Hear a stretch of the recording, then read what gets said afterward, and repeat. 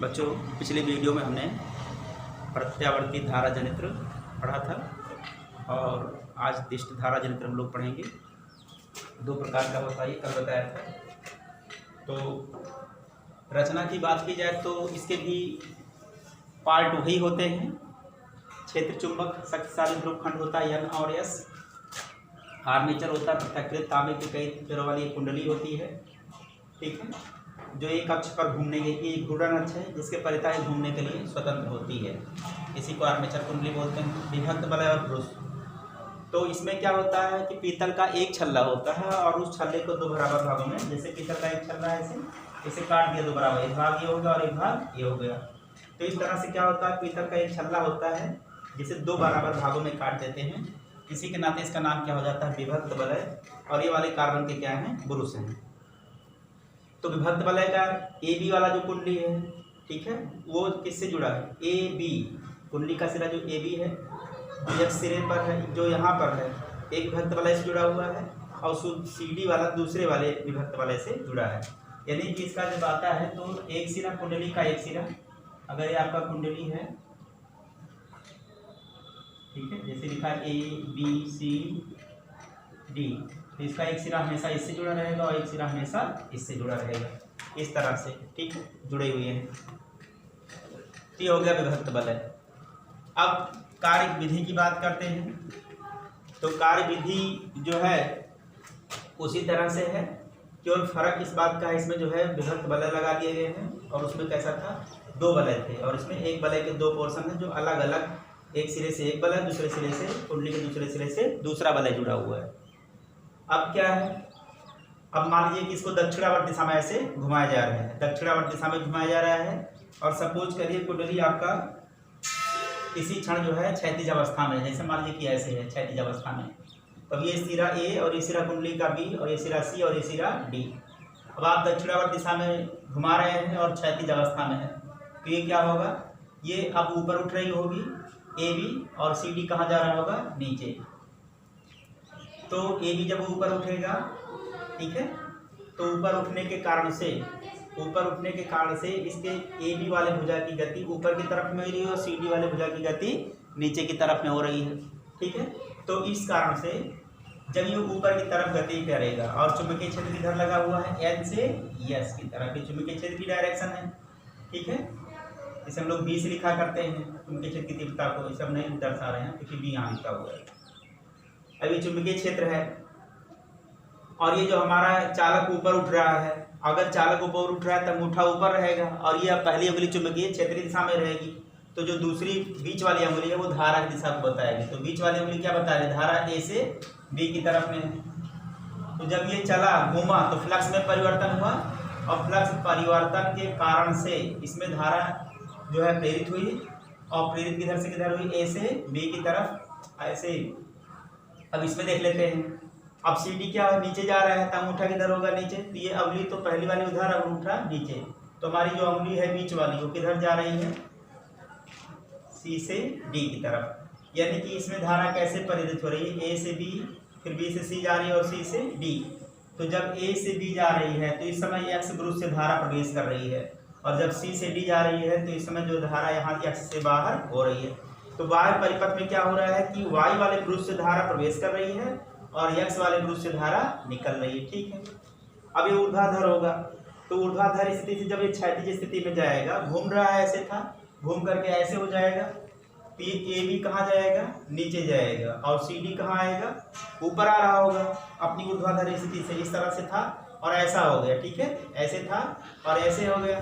तो अब क्या होगा कि अभी तक तो ए बी ऊपर उठ रहा था और सी डी कहाँ जा रहा था, नीचे। अब ऐसे क्या होगा, सी डी जो है कहाँ जाएगा, सी डी आएगा ऊपर और ए डी कहाँ जाएगा, नीचे। बात समझ रहे हैं अच्छी तरह से, ठीक है।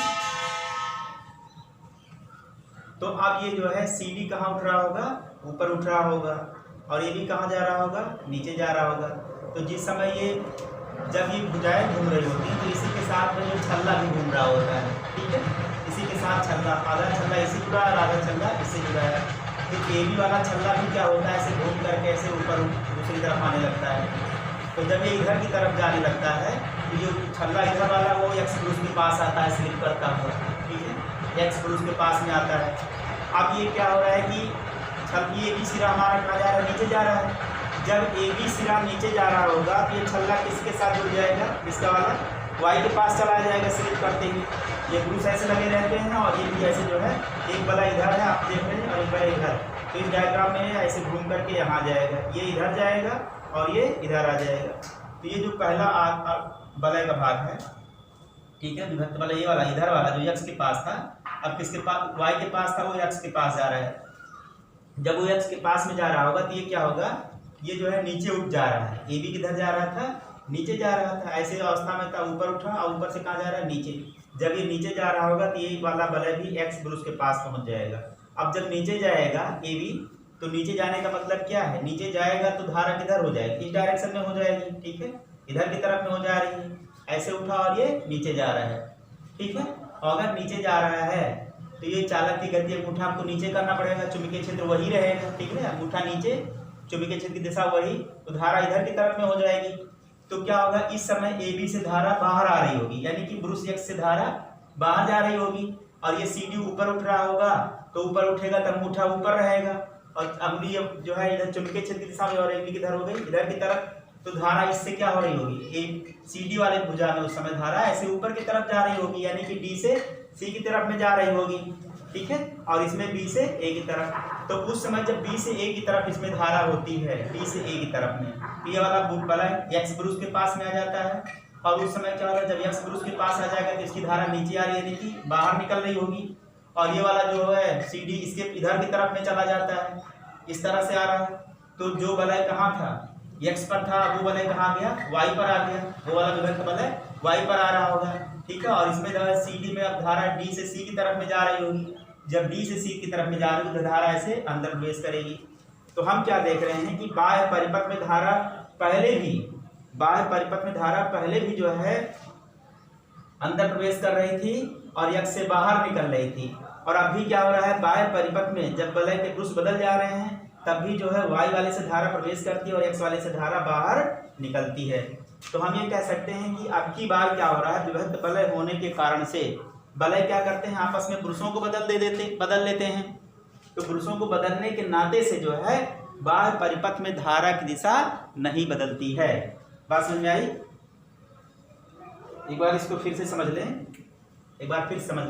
जैसे ये मान लीजिए कि क्या है, ये हमारा जो हमने दिखाया, देखिए पेपर की तरह है, तो हमने जो दिखा रहे हैं ये सपोज करिए ए बी सी डी है, ये क्या नाम है इसके, ए बी सी डी। एक जो है हमारे पास कुंडली है ए बी सी डी, अब ये क्षैतिज अवस्था में है, ठीक है। इस वाले ए बी वाले सिरे से जो है ये वाला विभक्त बलय परमानेंट जुड़ा हुआ है, सी डी वाले सिरे से विभक्त बलय ये वाला परमानेंट जुड़ा हुआ है। अभी क्षैतिज अवस्था से ऊपर उठ रहा था, तो आपने देखा फ्लेमिंग के बाएं हाथ के नियम से धारा ए से बी की तरफ बही और इसमें सी से डी की तरफ बही। तो ए से बी का मतलब होता है कि वाई वाले से, वाई ब्रूस से धारा प्रवेश करेगी, ठीक है, ऐसे जाएगी, और एक्स वाले से क्या होगा, बाहर आएगी। अब ये ऊर्ध्वाधर हो गई। अब ऊर्ध्वाधर स्थिति से क्या होगा, ये फिर जो है ये नीचे जा रहा होगा, इस क्षैतिज अवस्था में जब आना होगा तो ए बी कहाँ जाएगा, नीचे। जब ए बी नीचे जाएगा, ठीक है, तो ये ब्रूस जो बलय है हमारा वो भी किसके पास उस समय आ रहा होगा, एक्स के पास आ जाएगा। और जब ए बी नीचे जा रहा तो अंगूठा आपका किधर रहेगा, नीचे रहेगा। अंगूठा जब नीचे रहेगा तो नीचे का मतलब हो गया ऐसे गया, और ये पहली अंगुली उधर गई, चुंबकीय क्षेत्र में धारा हो गई इधर की तरफ, यानी कि बी से ए की तरफ। जब धारा बी से ए की तरफ में हो गई तो अब देखिए इसकी धारा बाहर आएगी, बी से ए की तरफ का मतलब ये एक्स ब्रूस के पास आ गया ये बलय, अब धारा बाहर हो जाएगी।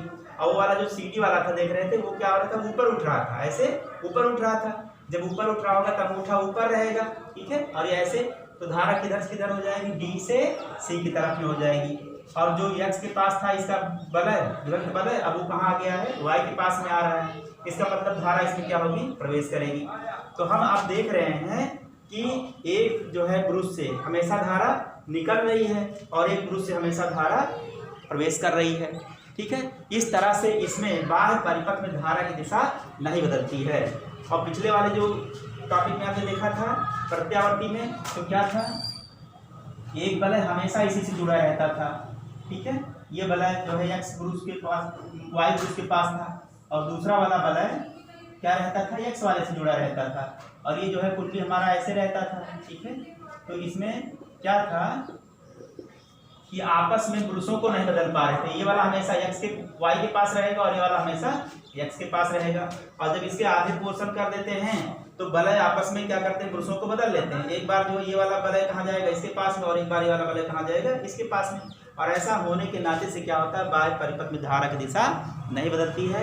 इस प्रकार से हमारा दिष्ट धारा जनित्र कार्य करता है बच्चों। ठीक है, तो आज के टॉपिक में इतना ही।